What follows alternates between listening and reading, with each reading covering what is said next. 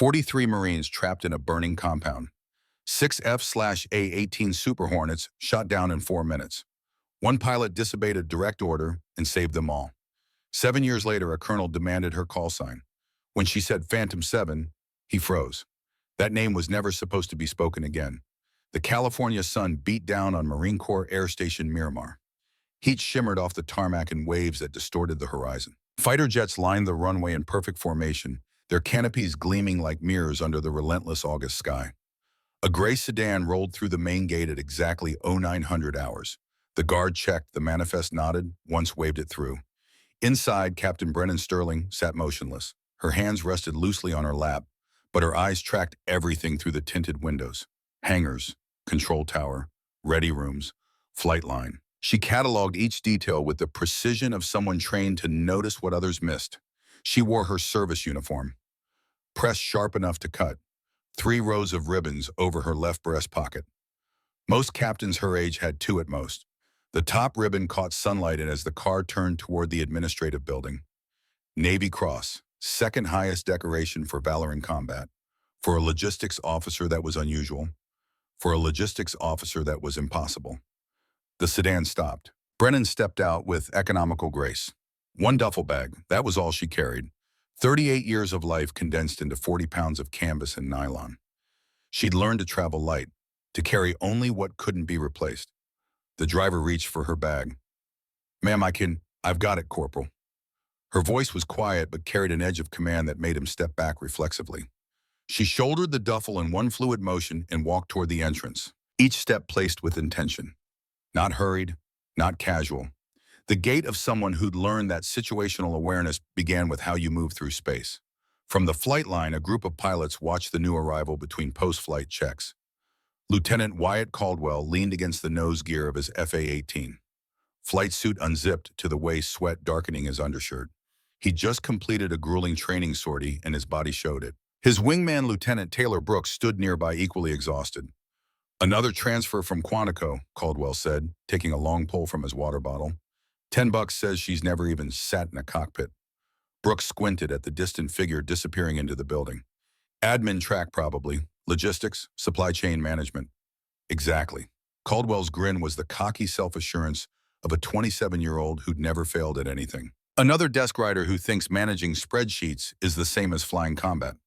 Neither pilot noticed how Brennan had paused fractionally when first glimpsing the flight line, how her shoulders had tensed, how her free hand had curled into a brief fist before deliberately relaxing. Neither saw the ghost that followed her through that doorway. Colonel Garrett Ashford's office occupied the corner of the squadron headquarters building. At 52, with 28 years in the Corps, he'd earned the spacious quarters. The walls told his story in photographs and commendations. Combat deployments to Afghanistan, Iraq, Syria.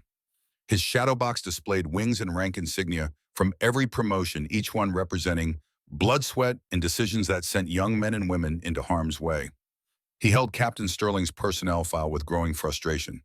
Too thin, far too thin for 16 years of service. Standard entries filled the pages. Promotions on schedule. Transfers every few years. Fitness reports marked excellent or outstanding. Nothing exceptional. Nothing that explained the Navy Cross ribbon in her service photo.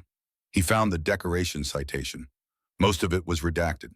Thick black bars covered entire paragraphs. Only fragments remained visible, tantalizing in their incompleteness. Extraordinary heroism in action against enemy forces, under intense hostile fire. Rescue of personnel under extreme duress. Actions consistently above and beyond the call of duty. The date 7 years ago. Location Syria. Operation name redacted. Unit designation redacted. Specific actions taken redacted. The recommending officer's name redacted. Only the award itself remained unclassified. Everything else had been buried so deep that even a squadron commander couldn't access it. Ashford had seen classified citations before, but never one sanitized this thoroughly. Whatever Captain Sterling had done in Syria, someone with flag officer authority wanted it to stay buried. His intercom buzzed. "Sir Captain Sterling is here for her check-in." "Send her in." The door opened with military precision. Brennan entered, stopped exactly 3 feet from his desk, and rendered a textbook-perfect salute that spoke of endless repetition until the movement became instinct. "Captain Brennan Sterling, reporting as ordered, sir." Ashford returned the salute and studied her face while appearing not to. 38 according to her file, but her eyes carried the weight of someone much older. Gray eyes, the color of winter storms over the Pacific.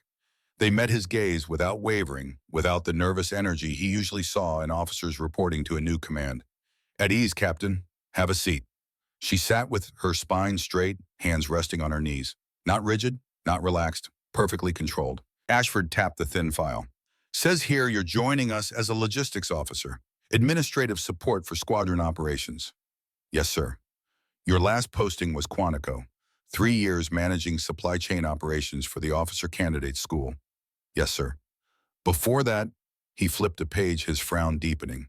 There's an 18-month gap in your service record. Medical leave.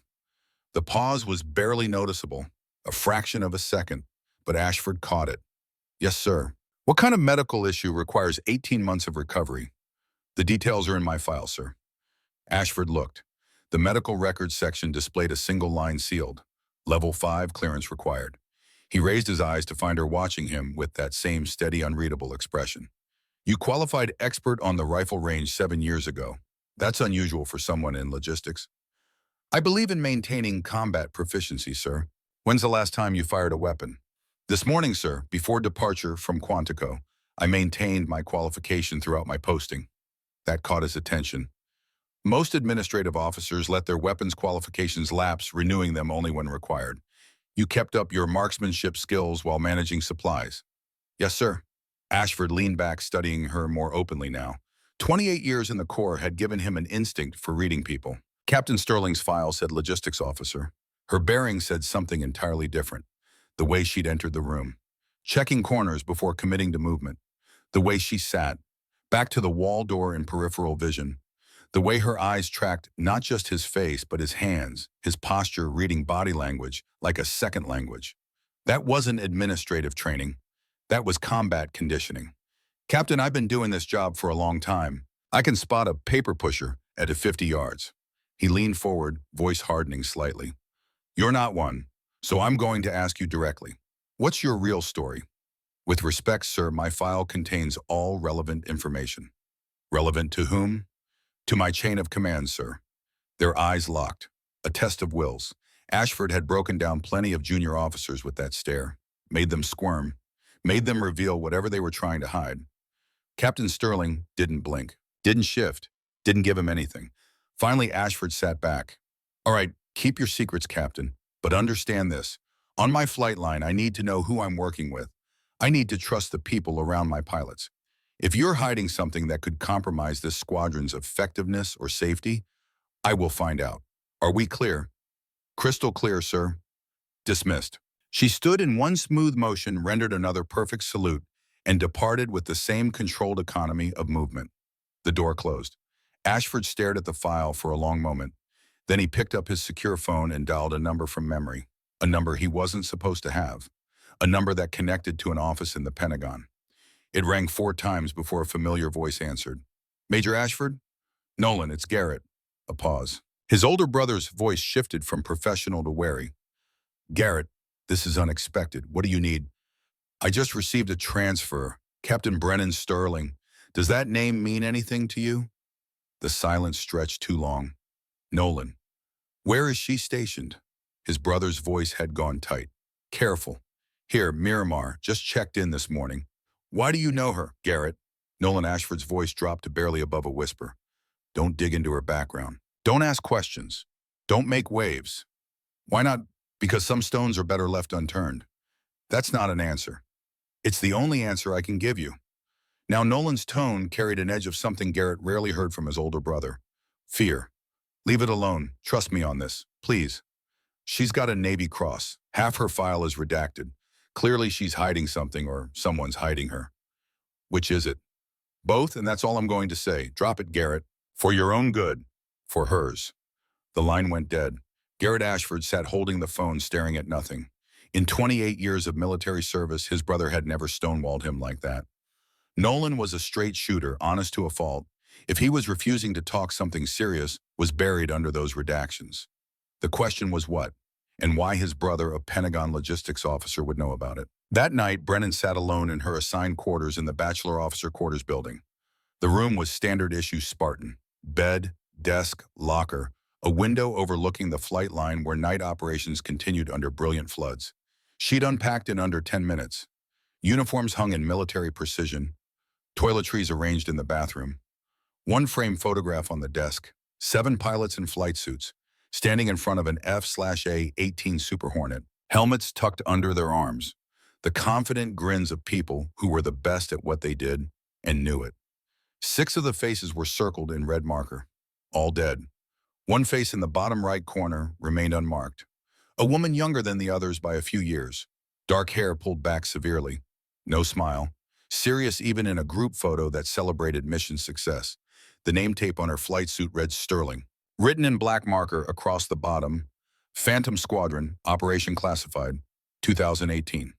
Below that in smaller letters, Phantom 7, Brennan touched the glass covering the photo.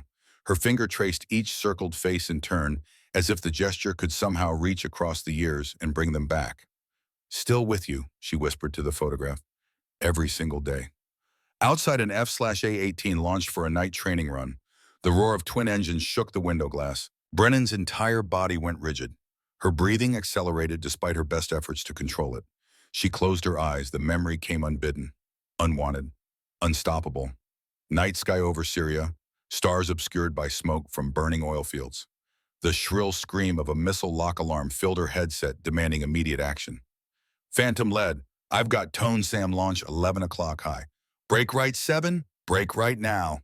She yanked the stick hard over. The F/A-18 rolled inverted as G forces crushed her into the ejection seat. Her vision narrowed, gray creeping in from the edges as blood drained from her brain. The missile streaked past so close she could see the exhaust trail, smell the propellant. Then the explosion. Not near her, behind her, above her, everywhere. Phantom 3 is hit. I'm hit. Systems failing. Ejecting. Phantom 5, I've got smoke in the cockpit. I can't see. I can't. Lead is down. Lead is down. Oh God, I'm on fire. The radio dissolved into overlapping voices. Panic, pain, terror, and then one by one the voices went silent. 6 pilots, 6 friends, 6 souls burning across the Syrian desert. And her, still flying, still breathing, still alive. When she shouldn't be.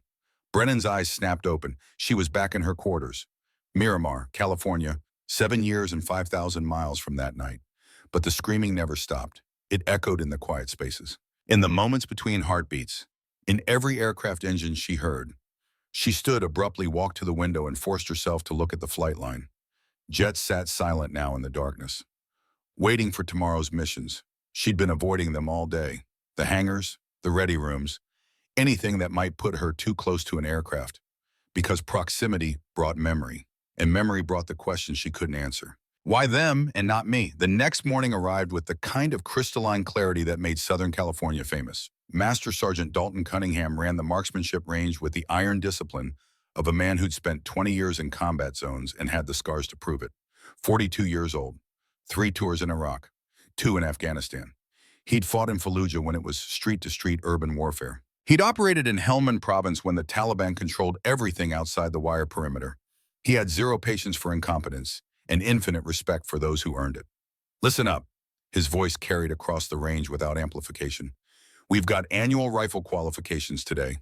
This is not a suggestion. This is not optional. If you cannot maintain proficiency with your primary weapon, you have no business wearing that uniform." Questions.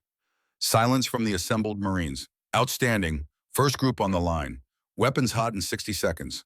Lieutenant Caldwell moved to his firing position with the easy confidence of someone who'd never failed a qual. He picked up an M4 carbine, performed his safety checks with practiced efficiency, loaded a magazine, and settled into his stance. The electronic targets popped up at varying distances. Caldwell fired in controlled 3-round bursts. Smooth, professional.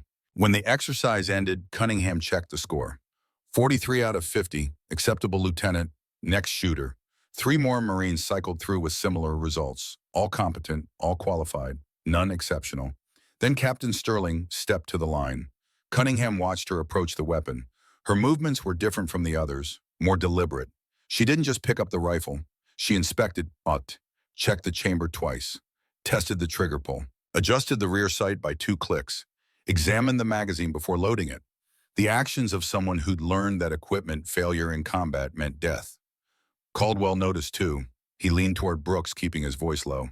$10 says she can't break 30 hits. You're on. Sterling loaded the magazine with a sharp upward tap that seated it perfectly. Chambered around, took her stance, feet shoulder-width apart, weight slightly forward. Elbows bent at exactly the right angle to create a stable triangle. Weapons seated firmly in the shoulder pocket, not just held there. Textbook perfect, the kind of stance that came from thousands of repetitions. The targets began their sequence. She fired. The sound was different, not the rapid fire of someone trying to hit as many targets as possible. Precise, measured, each shot placed with surgical accuracy. 1, 2, 3, 4, 5, 6. She shifted sectors without moving her feet. Just the rifle tracking smoothly from left to right as if mounted on a gyroscope. 7, 8, 9, 10, 11, 12. Caldwell's confident grin began to fade. Sterling continued without pause. Her breathing was controlled, disciplined. Exhale on the trigger press, no jerking, no anticipation of recoil, just smooth mechanical precision. By the time the final target dropped, absolute silence had fallen over the range. Cunningham walked forward and checked the electronic scoring system. His expression remained neutral, but something shifted in his eyes. 47 hits, out of 50, possible. He lowered the tablet and looked at Sterling. She was already clearing her weapon, rendering it safe with the same meticulous attention to detail she'd shown throughout. Where'd you learn to shoot like that, Captain Quantico Master Sergeant? Quantico teaches logistics officers to shoot tactical engagement patterns. They offer comprehensive training programs. Master Sergeant. Cunningham's eyes narrowed. He'd been in the Corps long enough to recognize evasion. Not a malicious lie, a protective one. The kind that kept classified information classified. That's not sports shooting, ma'am. That's combat marksmanship, threat prioritization, sector transition, ammunition conservation. Sterling met his gaze without flinching. I take my weapons proficiency seriously. Clearly. He paused, choosing his words carefully. I've seen shooting like that exactly once before, Captain. Syria 7 years ago. I was providing security at a forward operating base near the Turkish border when aircraft came screaming overhead in the middle of the night, running dark, fast and low. Something flickered across Sterling's face, too quick to identify. Then it was gone, replaced by that same neutral expression. Cunningham continued, his voice dropping slightly. The next morning, our base commander briefed us on a rescue operation. 43 personnel extracted from a hostile facility, 6 aircraft lost. 1 pilot went back in against direct orders and pulled everyone out. Sterling's jaw tightened almost imperceptibly. The commander never said the pilot's name, never said the call sign, never said the unit, just that someone had done the impossible, that the Marine Corps owed them a debt that could never be repaid. He let the words hang in the air between them. Carry on, Captain, he said quietly. Sterling nodded once and walked off the firing line. Caldwell silently pulled out his wallet and handed Brooks a $10 bill. Neither spoke. From his office window, Colonel Ashford had been watching the entire qualification through binoculars. He'd seen Sterling's performance, seen Cunningham's reaction, seen the brief exchange between them. He picked up his phone and dialed the administrative office at Quantico. This is Colonel Ashford, VE MFA 314 Black Knights. I need to access personnel records for one of my officers. Captain Brennan Sterling. The clerk typed on her keyboard. I show her file in the system, sir. What specific information do you need? Her training records, specifically where and when she qualified expert on the rifle range. More typing. Then an uncomfortable pause. Sir, those records are sealed. Under whose authority? Headquarters Marine Corps, sir. Level 5 clearance required for access. Ashford's grip tightened on the phone. Level 5 clearance meant only general officers, HQ, MC, staff, and select intelligence personnel could view the files. What about her medical records? The 18-month gap in her service jacket. Also sealed, sir. Same clearance level. Who sealed them? I don't have that information in the system, sir. But the classification code is unusual. How unusual? I've been doing this job for 12 years, sir. I've never seen this particular code. It's not standard NCISJ, AG, or HQ EMAC protocol. It looks like a Department of Defense Special Access Program designation. Special Access Programs. Black programs. The kind that didn't officially exist. The kind that operated in shadows and left no paper trail. Ashford thanked the clerk and hung up. He sat for a moment and then pulled open his bottom desk drawer and retrieved a folder he'd kept for 7 years. Never filed, never destroyed, just kept. The folder contained a single document, a casualty report from Syria dated 7 years ago. Operation name redacted. Unit designation redacted. Mission parameters redacted. But the casualty list remained visible. 6 names, all pilots, all listed as killed in action. And at the bottom, a 7th name completely redacted. Not even visible. But the designation beside it was clear: Phantom 7, missing in action, presumed dead. Ashford stared at that designation for a long time. Missing in action, presumed dead. Not confirmed dead, on T.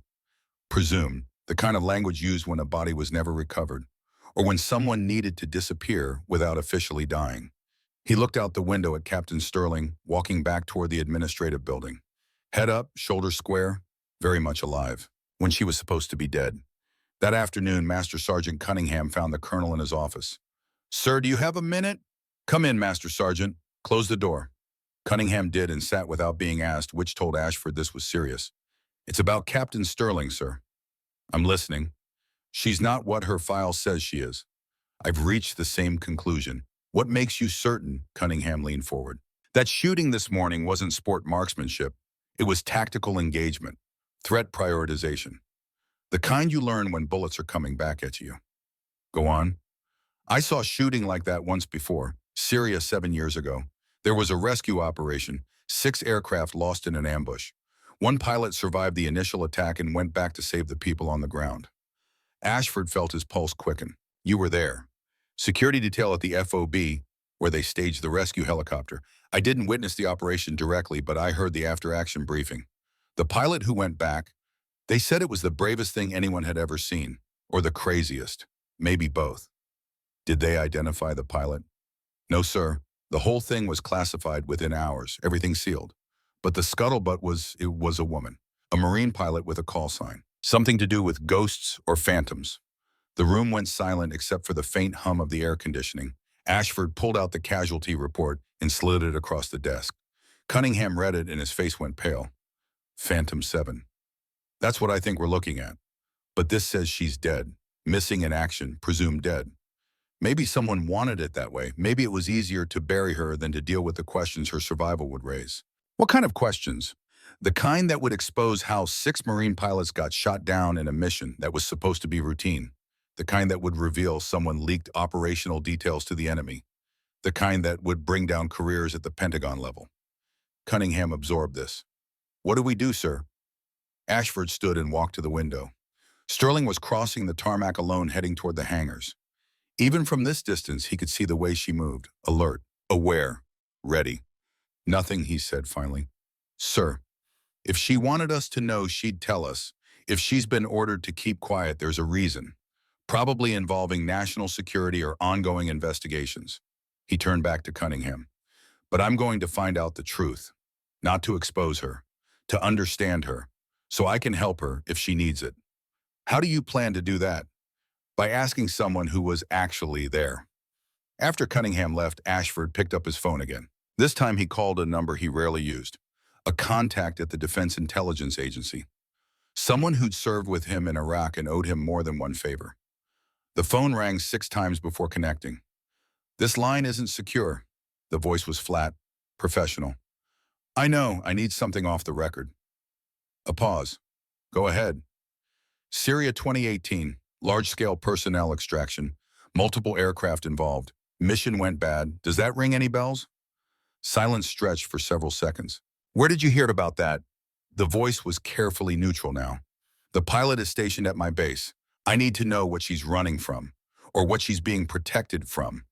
Another pause, longer this time.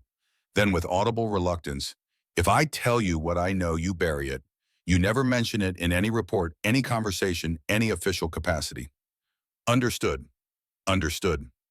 There was a contractor facility near the Syrian-Turkish border, officially a diplomatic support station, unofficially a CIA signals intelligence post, monitoring ISIS communications, Iranian weapons movements, Russian troop deployments, high-value strategic intelligence. Ashford listened, saying nothing. In August 2018, the facility was compromised. We got intel that an Iranian Quds Force unit was moving to raid it. 36 people inside. Agency personnel, State Department contractors, local translators. What happened? We scrambled an extraction team. 7F/A-18 IS from a Marine squadron operating out of Incirlik Air Base in Turkey. The mission brief said light resistance, maybe small arms fire, quick in and out. But someone sold us out. The Iranians had positioned advanced S-400 air defense systems exactly along the flight path, Russian-made top of the line.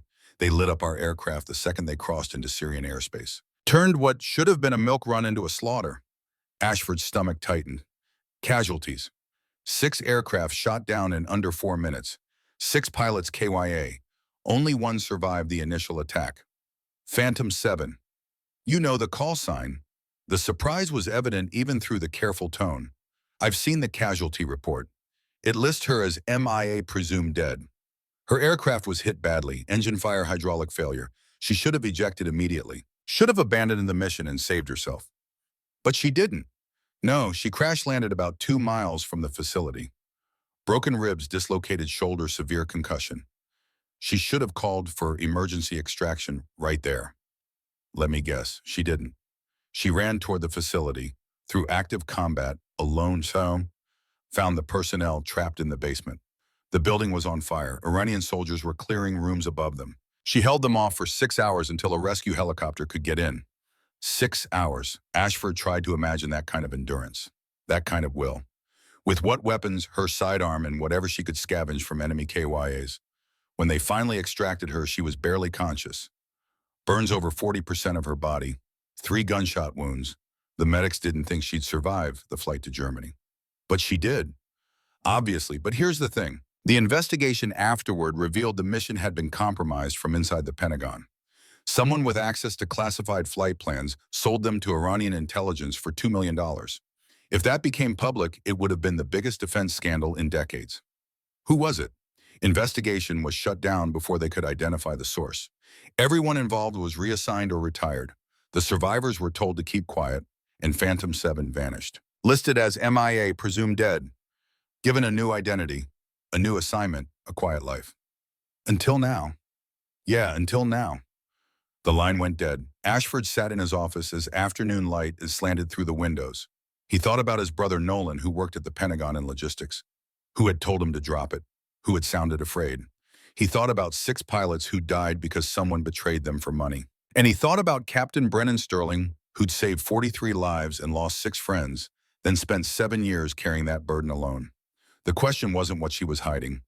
The question was how to help her carry the weight. The California coast offered no comfort that night. Brennan stood at her window watching fog roll in from the Pacific, thick and gray, swallowing the base in layers of cold moisture. The kind of weather that made distance impossible to judge, and sounds distort into unrecognizable echoes. Perfect conditions for ghosts. She tried to sleep, failed. The photograph on her desk seemed to glow in the darkness, 6 circled faces accusing her of the sin of survival. So she stood at the window instead, watching aircraft that weren't flying, listening for engines that weren't running. A knock at her door made her turn. Lieutenant Caldwell stood in the hallway out of uniform for once, jeans and a Marine Corps t-shirt. He looked younger in civilian clothes. Less cocky, more uncertain. Ma'am, sorry to bother you so late. I was wondering if I could ask you something. Brennan considered sending him away, but something in his expression stopped her. Genuine curiosity, maybe even respect. Come in, Lieutenant. He entered but stayed near the door, hands in his pockets. His eyes went immediately to the photograph on her desk. 7 pilots, 6 circles. Who are they? He asked quietly. People I used to know. Used to bar me, they're gone. Caldwell studied the photo more closely. That's you. Bottom right. Younger, but definitely you. Brennan said nothing. The circles, those are the ones who died. Yes. Combat? Yes. When you said you'd flown combat, you weren't exaggerating. I don't exaggerate, Lieutenant. He nodded slowly. The way you flew today in the simulator, that wasn't theory. You've actually done those maneuvers while someone was trying to kill you. Many times. Will you teach me? The question caught her off guard. Teach you what? How to survive, how to think like that, how to fly like someone who knows what real combat feels like. Brennan looked at him for a long moment, saw past the bravado to the young pilot underneath, someone who wanted to be better, to be ready. to make it home when others didn't. Yes, she said finally. Tomorrow, 0600, Simulator Bay. His face lit up. Thank you, ma'am. After he left, Brennan sat on her bed and picked up the photograph. Traced the faces again. I can't bring you back, she whispered, but I can try to make sure he doesn't join you.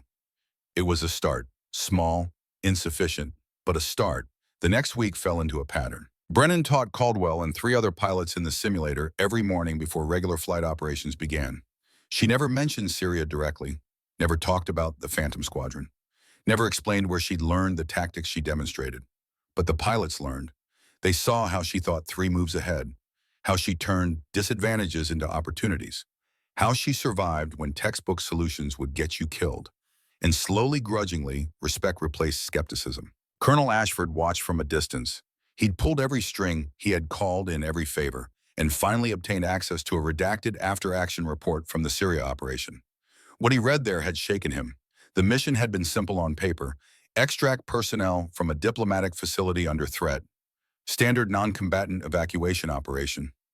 But someone had betrayed them, sold the flight plan, the timing, the approach vectors. The Iranians had been waiting with some of the most advanced air defense systems in the world. 6 pilots had died in the opening moments, shot down before they even understood what was happening. Only Phantom 7 had survived the initial attack, and instead of retreating, instead of saving herself, she'd gone forward. The report described her actions in clinical military language that couldn't hide the raw courage involved. Crash landing while on fire, running 2 miles with broken bones, fighting for 6 hours against overwhelming odds, saving 43 lives while 6 of her own squadron burned in the desert. One name in the survivor list had made Ashford's blood run cold. His brother, Nolan Ashford, listed as a State Department contractor, but actually CIA operations officer. Brennan Sterling had saved his brother's life. He'd been trying to figure out how to approach her about it when circumstances took the decision out of his hands. The simulation room hummed with electronic activity. 4 full-motion flight simulators occupied the space, their hydraulic platforms capable of replicating every aspect of flight except actual danger. Captain Morrison ran the training program with the efficiency of 3 decades of experience. He watched his monitors as Caldwell and Sterling faced off in a basic fighter maneuvers exercise for the 3rd time that week. Lieutenant Caldwell is improving, Morrison observed to Master Sergeant Cunningham, who'd stopped by to watch. His decision-making is faster, his tactics less predictable. Captain Sterling is a good teacher, Cunningham replied neutrally. She's more than that. I've been instructing pilots for 30 years. I've never seen anyone fly with that kind of awareness. Like, she's not just reacting to the aircraft, she's predicting what it's going to do 3 seconds before it does it. On the screen, Caldwell attempted a complex reversal maneuver. Nearly succeeded, but Sterling anticipated it, countered perfectly, and achieved a simulated missile lock. Splash one, her voice came over the speaker, calm, almost gentle. Caldwell's frustrated curse was clearly audible. Morrison chuckled. That's the 5th time this week she's beaten him. Maybe he should stop trying to outfly her and start learning from her, Cunningham suggested. The simulator session ended. Both pilots emerged from their cockpits. Caldwell was sweating despite the climate control. Sterling looked as composed as when she'd entered. Again, Caldwell said immediately. No. Sterling's voice carried quiet authority. You're making the same mistakes. Flying harder won't fix them. You need to think differently. Then teach me how to think differently. She studied him for a moment. All right, but not here, tomorrow. Actual aircraft. You need to feel it, not simulate it. Morrison's eyes widened. Captain, are you qualified for flight status? Sterling's expression didn't change. I was, 7 years ago. 7 years is a long time. Currency requirements. I'm aware of the requirements, Captain. I'll handle my own qualifications. The lieutenant needs to understand the difference between simulation and reality. She walked out before Morrison could object further. Caldwell looked at the instructor. Sir, is she serious? I think she is. But she'll need Colonel Ashford's approval to fly. Then I'm going to make sure he gives it. That evening, Caldwell knocked on the colonel's office door. Enter. Caldwell came to attention. So permission to speak freely. Granted. What's on your mind, Lieutenant? Captain Sterling has been teaching me and 3 others advanced tactics in the simulator. Sir, she's the best pilot I've ever seen. Better than any instructor at flight school. Better than the aggressor squadron pilots. She thinks 5 steps ahead of everyone else. I'm aware she's been working with you. Where is this going? She wants to fly with me tomorrow, actual aircraft. Says I need to feel the difference between simulation and reality. Ashford leaned back. She hasn't flown in 7 years, according to her file. Sir, with respect, I don't think her file tells the whole story. What makes you say that? Because logistics officers don't fly like combat veterans, sir. They don't teach tactics that could only be learned under fire. They don't, he hesitated.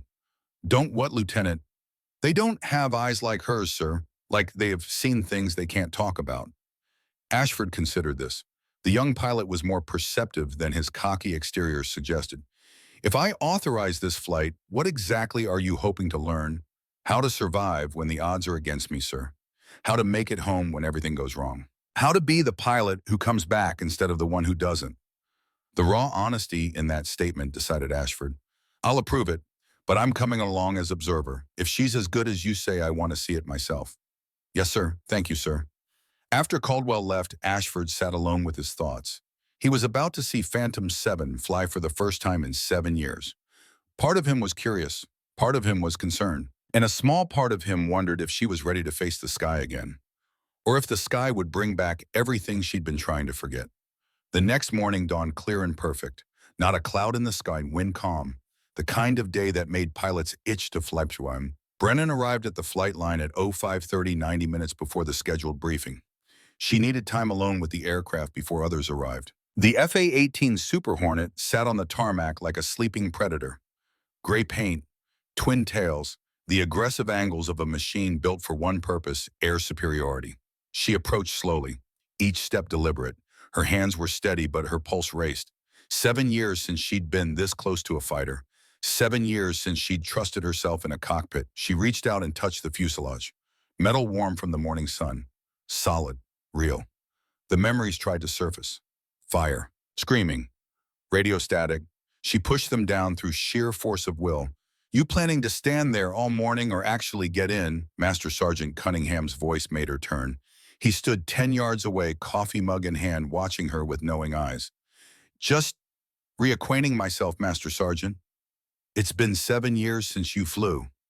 Not a question, a statement. He knew somehow. Yes. What happened 7 years ago that made you stop? I lost people. People I was responsible for. Cunningham walked closer. Syria. She looked at him sharply. How did you? I was there. Well, at the FOB where they staged the rescue bird. Heard the whole story. 6 aircraft down. 1 pilot went back in. He paused. That was you, wasn't it? Brennan said nothing for a long moment. Then quietly, yes. The 6 you lost. They were your squadron. They trusted me to lead them. I led them into an ambush. You didn't know it was an ambush. I should have. The intel was too clean, too perfect. I should have questioned it. And if you'd refused the mission, those 43 people on the ground would be dead, including a man who happens to be the colonel's brother. That stopped her. What? Nolan Ashford. He was one of the people you pulled out. State Department contractor. Actually CIA, Colonel Ashford's older brother. Brennan absorbed this. It explains so much. The colonel's intensity, his investigation, his brother's warning. He never told me. Probably didn't know how. How do you thank someone for giving you back your brother when they lost 6 of their own family? She had no answer for that. Cunningham gestured at the aircraft. You getting in that cockpit today or not? I don't know if I can. Sure you can. Question is whether you're ready to face what comes with it. The memories. The responsibility. Because once you get back in that seat, you're accepting that you might have to make those same impossible choices again. Lead people into danger. Maybe lose them. Can you carry that weight twice? Brennan looked at the F/A-18, then at the photograph she'd brought with her tucked in her flight suit pocket. 6 faces, 6 ghosts. I've been carrying it every day for 7 years anyway, she said finally. At least if I'm flying again, I'm honoring them. Using what they taught me, passing it on. Then get in the aircraft, Captain. Show these young pilots what Phantom 7 can do. The briefing room at 0700 held Colonel Ashford, Lieutenant Caldwell, and Captain Morrison. Brennan entered in her flight suit, the old one, the one with Phantom 7 still stitched below her name tape. She hadn't meant to wear it, had reached for her new unmarked flight suit. But her hand had gone to the old one instead, as if 7 years of trying to forget had just been erased. Ashford saw the call sign immediately. His face went carefully neutral, but his eyes widened fractionally. Brennan pretended not to notice. The training objective, she began, her voice taking on the crisp authority of a briefing officer, is to demonstrate the difference between simulated combat and actual flight under pressure. Lieutenant Caldwell will fly as my wingman. We'll execute a series of tactical scenarios. What kind of scenarios? Morrison asked. Basic fighter maneuvers, energy management, defensive tactics. I'll be flying aggressively. The lieutenant will need to respond and adapt in real time. Caldwell grinned. Basically, you're going to try to shoot me down. I'm going to succeed in shooting you down, Lieutenant, multiple times. Your job is to learn from each engagement and improve. Ashford spoke up. I'll be observing from the tower. Captain Sterling, I'll need confirmation that you're current on all qualification requirements. I completed a check ride yesterday evening with Captain Morrison, sir. He can confirm. Morrison nodded, though he looked uncomfortable. She's current, sir. Though I have to say, for someone who hasn't flown in 7 years, her performance was extraordinary. She flew the aircraft like she'd been flying every day. Because the fundamentals don't change, Brennan said quietly. Physics doesn't forget. Neither do I. 45 minutes later, Brennan sat in the cockpit of her assigned FAL-18. The crew chief had finished his checks and given her a thumbs up. She was alone now, just her and the aircraft in the sky waiting above. Her hands moved through the startup sequence, muscle memory taking over. Switches, buttons, displays coming to life. The engine spooled up, that familiar whine building to a roar, the vibration running through the entire airframe. For a moment, panic threatened, flashbacks of Syria clawing at the edges of her mind. Then Caldwell's voice crackled over the radio. Phantom 7 Viper 11 is ready for taxi. Phantom 7, her call sign, spoken aloud for the first time in 7 years. And just like that, the panic receded, because she wasn't Brennan Sterling, logistics officer trying to forget. She was Phantom 7, and Phantom 7 knew how to fly. Viper 11 Phantom 7 copies. Let's go flying. She released the brakes and the aircraft rolled forward. The flight was unlike anything Caldwell had experienced. Brennan didn't just fly. She commanded the aircraft with a precision that seemed almost supernatural. They started with basic maneuvers, turns, rolls, energy management. She demonstrated each one, explaining the physics, the technique, the purpose. Then they moved to tactical scenarios. Viper 11 defensive position. I'm hostile attacking from your 6 o'clock. React. Caldwell pulled into a hard brake turn, trying to force her to overshoot. She anticipated it, throttled back, stayed on his 6. You're dead. What did you do wrong? I broke too early. You telegraphed your move. Your aircraft rolled a fraction before you pulled. That told me exactly what you were planning. Again.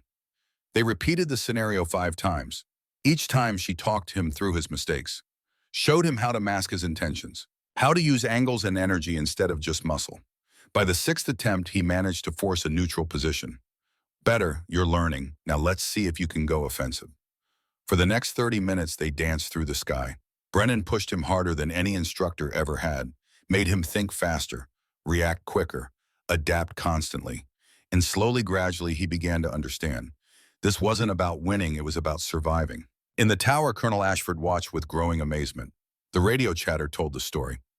Brennan's voice calm and instructive, guiding Caldwell through scenarios that would have overwhelmed most pilots. She's not just good, Morrison said beside him. She's operating on a completely different level, like she can see 3 moves ahead.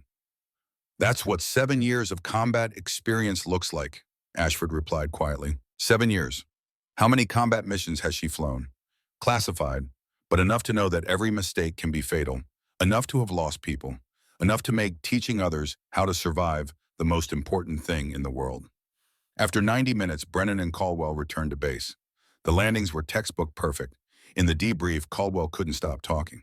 Sir, it was incredible. She flew like the aircraft was part of her. And the way she thinks, it's like she's already fought the battle before it happens. Brennan cut him off. You did well, Lieutenant. You learned. That's what matters. Ma'am, where did you learn to fly like that?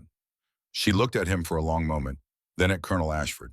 The colonel gave a slight nod. Syria, she said quietly. 7 years ago, Operation Desert Phantom. I was part of an extraction mission that went bad. Very bad. The room went silent. How bad? Caldwell asked. 6 aircraft shot down in 4 minutes. 43 people trapped on the ground. I was the only pilot who survived the initial attack. What did you do? What I had to do, I crashed, got up, ran toward the objective, found the people, held the position until rescue arrived. Morrison's eyes were wide. You're Phantom 7, the pilot from that mission, the one they said was dead. I was declared missing in action, presumed dead. It was easier that way, for everyone. Caldwell's voice was hushed. But you came back. Why, Brennan looked at each of them in turn. Because I owe it to the 6 pilots who didn't make it home. They died following me into combat. The least I can do is make sure others learn to survive what they didn't. Ashford stood. Captain Sterling, I think it's time we had a conversation. My office. Now. They walked in silence across the base. Brennan's heart pounded, but her face remained calm. This was it. The moment when everything came out. Ashford closed his office door and gestured to a chair. Sit. She sat. He pulled out the casualty report and placed it on the desk between them. I know who you are, I know what you did, and I know why you've been hiding.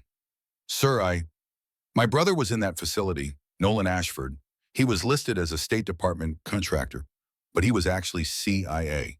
You pulled him out of the rubble, carried him 6 hours under fire, saved his life. Brennan's eyes widened. I didn't know he was your brother, sir. He didn't tell me for years. Classified. Need to know. All the usual excuses. Ashford's voice roughened. But when he finally did tell me, he said an angel appeared in the darkness. Said her call sign was 7. Said she refused to leave anyone behind, even when it meant she might die. I was just doing my job, sir. Bullshit. The profanity was sharp, deliberate. You went above and beyond your job. You violated direct orders. You risked everything.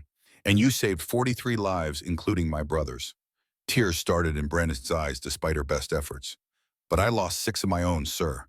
6 pilots who trusted me. You didn't lose them. The enemy killed them. The traitor who sold out your mission killed them. You did everything humanly possible and more. It wasn't enough. It never is. That's the burden of command. That's what leaders carry. He leaned forward. But you can't carry it alone anymore. I won't let you.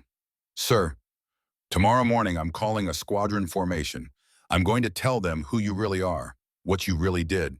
And I'm going to ask you one question in front of everyone. Brennan's stomach tightened. What question? Will you fly again? Not just today's training flight. For real, as an active pilot in this squadron. Sir, I'm not qualified for... I'll handle the qualifications. I'll handle the paperwork. I'll handle the Pentagon if I have to. His voice was fierce now. You deserve better than to spend the rest of your career hiding behind a logistics desk. You deserve to be recognized for who you are and what you've done. What if I'm not ready? Then you'll get ready. With help. With support. With a squadron that will have your back. He stood. Tomorrow 0900 hours, Hangar 3. Be there. Yes, sir. As she walked back to her quarters, Brennan felt the weight on her shoulders shift. Not lighter, just different. Shared. The next morning, 140 Marines stood in formation inside Hangar 3. Every pilot, every crew chief, every maintenance tech and administrative specialist in VMFA 314. Brennan stood off to one side, uncertain why such a large formation had been called. Colonel Ashford had simply ordered her to be present. Ashford walked to the front of the hangar. The space went silent. 7 years ago, he began, his voice carrying without amplification, a Marine F/A 18 Squadron executed a classified extraction operation in Syria. The mission was supposed to be simple. Fly and provide air cover, extract 43 personnel from a compromised facility, fly out. Standard non-combatant evacuation. Every eye was on him. The hangar was so quiet you could hear the wind outside. But the mission was betrayed. Someone sold the flight plan to the enemy. Advanced air defense systems were waiting. The aircraft flew straight into an ambush. Murmurs rippled through the formation. 6 F/A 18s were shot down in under 4 minutes. 6 Marine pilots killed in action. The best the Corps had to offer. Gone in moments. Brennan's vision blurred. She knew where this was going and wanted to run, but her feet wouldn't move. One pilot survived the initial attack. Her aircraft was hit. Engine fire. Hydraulic failure. She should have ejected immediately and saved herself. Ashford's voice grew stronger. Instead, she crash-landed 2 miles from the objective. Suffered broken ribs, dislocated shoulder, severe concussion. Barely made it out of the wreckage alive. The hangar was absolutely silent now. That pilot had a choice: call for emergency extraction and survive, or complete the mission and save 43 people she'd never met. He paused, letting the weight settle. She chose the mission. She ran 2 miles through active combat, alone, found the personnel trapped in a burning basement. The building was collapsing. Enemy soldiers were clearing rooms above them. And for 6 hours, she held that position against forces that outnumbered her 20-1. Gasps and sharp intakes of breath from the assembled Marines. She killed 11 hostile combatants, wounded 6 more, ran out of ammunition twice, and had to scavenge from the dead. When the rescue helicopter finally arrived, she'd been shot 3 times. Burns covered 40% of her body. She could barely stand. Ashford turned and looked directly at Brennan, but she refused to evacuate until all 43 personnel were loaded on board. Only then did she collapse. The medics didn't think she'd survive the flight to Germany. Every head turned to follow his gaze. That pilot's call sign was Phantom 7. His voice dropped to a fierce whisper. And she's standing in this hangar right now. The silence was deafening. Brennan felt 140 pairs of eyes lock onto her. Her throat closed, her pulse hammered. Ashford's voice cut through her panic. Captain Sterling, front and center. Training took over. Her body moved on autopilot. She walked forward, each step measured, despite the chaos in her mind. She stopped in front of Ashford and rendered a salute.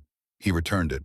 When he spoke, his voice was gentler. State your name and rank for the record, Captain. Captain Brennan Sterling, sir. State your true call sign. The moment stretched. 7 years of secrets, 7 years of hiding, 7 years of carrying the weight alone. She met his eyes and made her choice. Phantom 7, sir. The words echoed through the hangar like a gunshot. Ashford stepped back. His face had gone pale. When he spoke, his voice shook slightly. You saved my brother that night, Nolan Ashford. He was trapped under rubble in that basement. You pulled him out. You carried him to safety. Brennan's eyes widened. Sir, I pulled out everyone I could find. I didn't know. He told me about you 7 years ago when he finally came home. He said an angel appeared in the darkness and refused to let anyone die. He said she called herself Seven. He said because of her, he got to meet his daughters. Because of her, my family stayed whole. His voice broke on the last word. The hangar erupted, not in applause, in something deeper. A collective recognition, understanding. Lieutenant Caldwell stepped forward from the formation. Ma'am, when you beat me in the simulator, when you taught me those tactics, that wasn't theory, that was real experience. Lessons you learned fighting for your life. Yes, Lieutenant.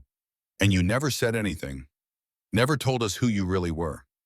Because I didn't want to be a hero. I wanted to be a reminder that combat is real, that people die, that every decision matters. Master Sergeant Cunningham spoke up from the ranks. Ma'am, I was at the FOB that night. I heard the radio traffic, heard you telling the helicopter pilot to wait, that you had more people coming, even when they said the Elza was getting hot, even when they told you to abort. I couldn't leave anyone behind, Master Sergeant. No, ma'am, you couldn't, and you didn't. Colonel Ashford raised his hand. Silence fell immediately. Captain Sterling saved 43 people that night, but she also lost 6 members of her squadron, 6 pilots who followed her into combat, 6 Marines who paid the ultimate price. He paused, his voice hardening. She's carried that weight for 7 years, alone in silence, because the mission was classified, because the program was shut down, because someone at the Pentagon didn't want the truth about the betrayal to come out. Anger rippled through the formation. Marines didn't leave their own behind. The idea that someone had buried one of their heroes was unacceptable. But she's not dead, Ashford continued. She's here, and she came back because she couldn't stay away, because being a pilot isn't what she does, it's who she is. He turned to face Brennan directly. I called this formation to do 2 things. First, to acknowledge your service, your sacrifice, your heroism, to make sure this squadron knows exactly who you are and what you've done. She stood at attention, tears streaming down her face. Second, to ask you a question in front of witnesses. His voice softened. Will you fly again, Captain? Not just training flights, active duty status. Will you accept a position as a combat instructor in this squadron and teach these Marines how to survive what you lived through? The question hung in the air. Every person in that hangar held their breath. Brennan looked around at the assembled faces, young pilots eager to learn, Experienced crew chiefs who understood sacrifice. Marines who would have her back. Then she looked past them at the FA-18 EPS parked on the flight line through the open hangar doors. Her heart hammered, fear warred with longing.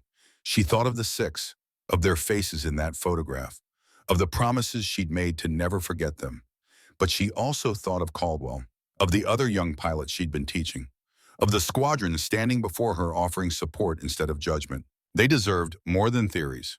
They deserved a mentor who understood survival. She looked Colonel Ashford in the eye. "Yes, sir, I'll fly." The hangar erupted in cheers. Ashford rendered a slow, deliberate salute. "Welcome home, Phantom 7." She returned the salute, shoulders shaking with sobs she could no longer contain. For the first time in 7 years, she wasn't alone. The celebration was short-lived. 3 days after the revelation, reality returned with brutal efficiency. The alarm sounded at 14:30 hours on a Tuesday afternoon. Not a drill, real emergency. Viper 11 experiencing catastrophic engine failure 60 miles southwest over the Pacific. Single engine fire has spread to starboard engine. Complete hydraulic failure. Pilot unable to eject. Brennan was in the squadron ready room when the call came. She heard Caldwell's voice on the overhead speaker trying to stay calm, but fear bleeding through. "Tower Viper 11. Both engines are gone. I have no hydraulics, no electrical backup. I'm just gliding. Controls are barely responding." She was moving before conscious thought, out of the ready room, down the corridor, toward the tower. The tower chief saw her coming and thrust a headset at her without being asked. He'd heard the story. He knew who she was. Brennan keyed the mic. "Hawk, this is Ghost. I've got you." Caldwell's voice came back, shaking badly. "Ghost, my engines are completely dead. Hydraulics are gone. I'm 8,000 feet and falling. I can't reach the base. I'm going to have to ditch in the ocean or eject over San Diego." "No, you're not. You're going to bring that aircraft home." "I've never done a dead stick landing. I've never even trained for, I have, multiple times. Some of them when people were shooting at me. Listen to my voice. Do exactly what I say. You will survive this. Do you understand me?" A pause. Then quieter. "Yes, ma'am." "Good. What's your current altitude?" 7,800 feet, descending at 400 feet per minute. Brennan did the math instantly. "That gives us 19 minutes, more than enough. Now what's your airspeed?" 240 knots. "Too fast. You need to bleed energy. Deploy your speed brakes." Speed brakes deployed, airspeed dropping to 220. "Good. Now listen carefully. You're not flying an airplane anymore. You're flying a glider, a very heavy, very expensive glider. Everything is about energy management. Altitude is your currency. You spend it wisely or you run out." On the tower monitors, Brennan could see the flight path projected. Caldwell was southwest of the base heading northeast, but his glide ratio wouldn't get him to the runway without adjustments. "Hawk, I need you to turn left. Heading 350. That will put you on a longer approach but maximize your glide distance." Turning left to 350. Controls are so heavy, like moving through concrete.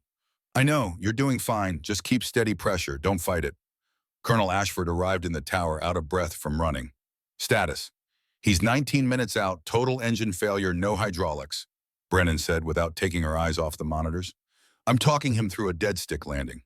"Can he make it?" "He has to." On the headset, Caldwell's breathing was getting faster. "Ghost, I'm down to 6,000 feet. The stall warning is going crazy." "Ignore it. You're not going to stall. The warning system doesn't know you're in a glide. It only knows your engines are off. Trust me, not the computer." "Trusting you. Altitude 5,500. Brennan closed her eyes briefly, flashed back to Syria, her own aircraft dying, the ground rushing up, the certainty of impact. She opened her eyes and pushed the memory away violently. Not now, not when Caldwell needed her. 5,000 feet. I can see the base, but I'm too high. I'm going to overshoot the runway." "No, you're not. Deploy your landing gear." "Landing gear now, that will slow me down even more." "Exactly. You need to increase drag. Gear down now." "Gear down, oh, wow, that added a lot of drag. Descent rate increasing to 600 feet per minute." "Perfect. Now at 3,000 feet, you're going to deploy full flaps." "Full flaps, ma'am. The manual says—" "Forget the manual. The manual was written for powered flight. You're not flying powered. At 3,000 feet, full flaps." "Got it. Got it. 3,000 feet, full flaps." Brennan watched the altitude tick down on the monitor. She could see the emergency vehicles racing toward the runway. Fire trucks, ambulances, everyone preparing for the worst. She refused to let the worst happen. Hawk, talk to me. What do you see? Runway is straight ahead. I'm at 3,200 feet, descending through 3,000 now, deploying full flaps. The aircraft shuddered as the flaps extended fully.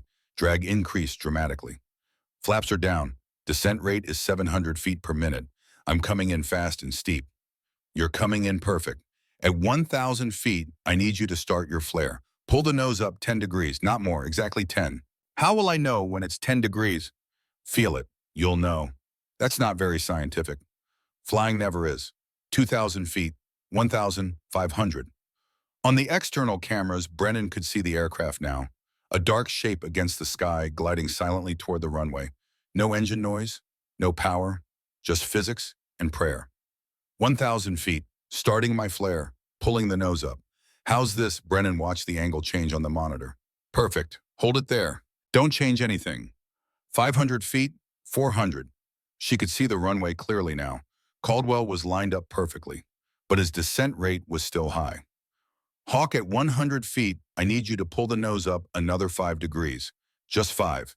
It's going to feel like you're stalling. You're not. Do it anyway. Copy. 100 feet coming up. 200, 150, 100, pulling up 5 degrees. The nose pitched up. The aircraft seemed to float for a moment, bleeding off the last of its speed. Then the main gear touched down. Hard. The aircraft bounced back into the air. Ease the nose down. Don't fight it, Brennan shouted. The nose came down. The wheels touched again. This time they stayed down. The aircraft rolled down the runway with no brakes, no thrust reversers, just friction and hope. Sparks flew from the drag chute deployment mechanism as it automatically triggered. The FA-18 rolled and rolled and rolled. 900 feet from the end of the runway, it stopped. Silence in the tower. Then Caldwell's voice, shaking but alive. I'm down. I'm stopped. I'm alive. Brennan's legs gave out. She collapsed into a chair as every ounce of strength left her body. You're alive. You did it. You're alive. Around her, the tower crew erupted in cheers. Ashford knelt beside her. You just saved his life. She was sobbing now, 7 years of survivor's guilt pouring out in great heaving gasps. I saved one. Finally, I saved one. On the runway below, Caldwell climbed out of the cockpit on shaking legs. He fell to his knees on the tarmac, overwhelmed. Emergency crews surrounded him, but he waved them off. He looked up toward the tower. Couldn't see Brennan through the glass and distance, but he raised his hand in a slow salute. In the tower, Brennan saw it, through her tears, through 7 years of pain, and she saluted back. That night, Brennan sat alone in her quarters with the photograph of Phantom Squadron.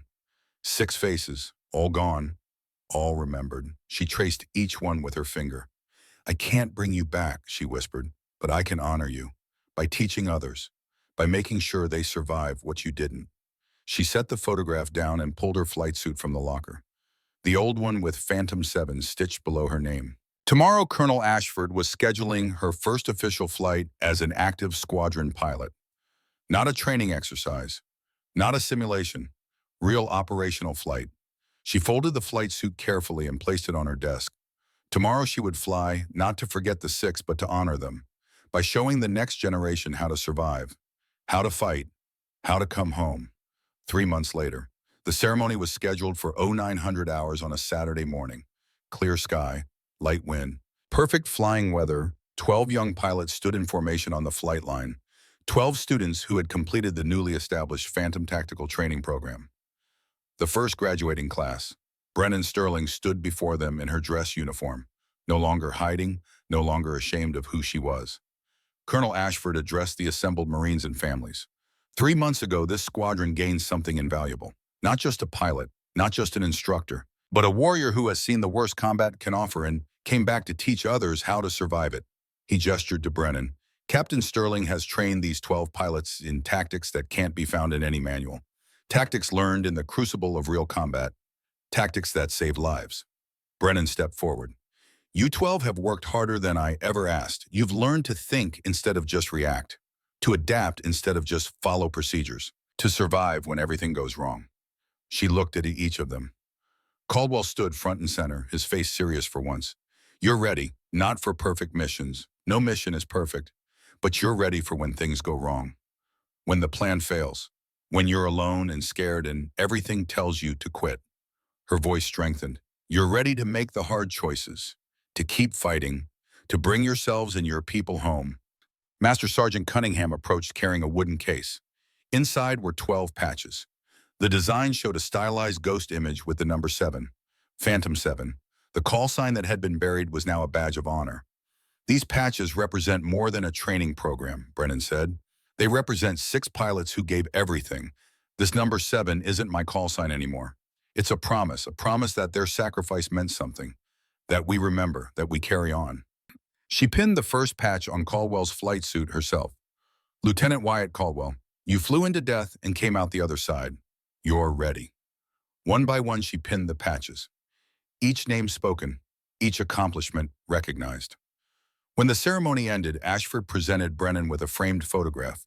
It showed a memorial plaque that had been installed in the squadron ready room, in memory of Phantom Squadron 6 pilots who gave all their legacy lives on. Below it, 6 names were engraved, names that had been classified for 7 years, names that could finally be spoken. Brennan's hands shook as she held the frame. Thank you, sir. Thank you, Captain, for coming back, for teaching, for honoring them the right way. The final moment came 30 minutes later. 7 FA-18 Super Hornets sat on the flight line. Brennan would fly one. Her 6 top students would fly the others with Caldwell as her wingman. A memorial flight, 7 aircraft, 7 souls, 6 remembered, 1 leading them. Brennan climbed into her cockpit for the first time as an official member of VMFA 314. She ran through her pre-flight checks with practiced efficiency. Her hands were steady now. No trembling, no doubt. She looked at the photograph of Phantom Squadron that she'd tucked into a small pocket in the cockpit. 6 faces, still gone, still loved, still flying with you brothers and sisters, she whispered. Every single day. The radio crackled. Tower Phantom Flight ready for taxi. Phantom Flight cleared to taxi runway 24 left. Winds 230 at 6 knots. Brennan released her brakes. The aircraft rolled forward. 6 others followed in perfect formation. They taxied to the runway, lined up, 7 aircraft, 7 pilots, 7 hearts beating as one. Phantom Flight cleared for takeoff. Brennan pushed the throttles forward, afterburners lit with twin cones of fire.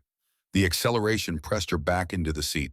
For a moment just before rotation, she thought about Syria, about fire and fear and loss. Then the wheels left the runway, and she was flying. Free, whole, reborn. The 7 aircraft climbed in perfect formation. Below them, the base grew smaller. Ahead, the sky opened infinite in blue.